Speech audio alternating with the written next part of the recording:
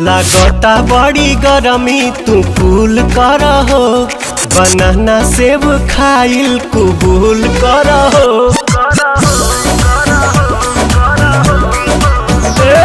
लागता बड़ी गरमी तू कूल कर हो, बनाना सेब खाइल कबूल कर हो। हट जानी सटी जा तू सीना से, भर जाता ढोढ़ी, हाँ भर जाता ढोढ़ी मोर पसीना से राजा, भर जाता ढोढ़ी मोर पसीना से।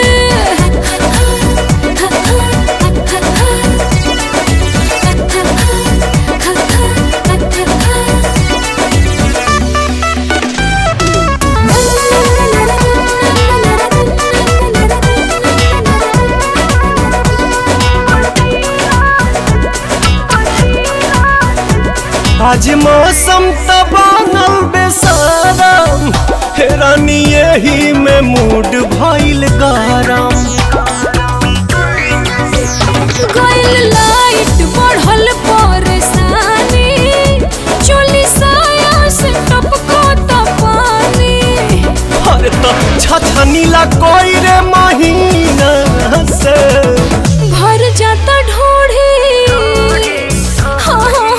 भर जाता ढोढ़ी मोर पसीना से राजा, भर जाता ढोढ़ी मोर पसीना से।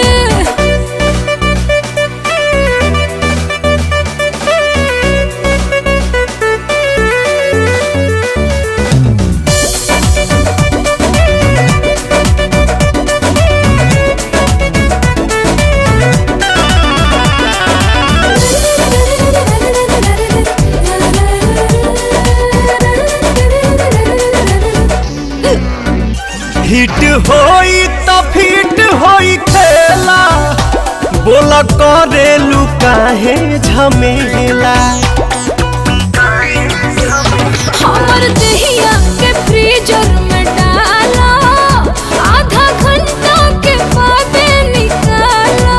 अनु तुम आई कहनी हसीना से, भर जाता ढोढ़ी,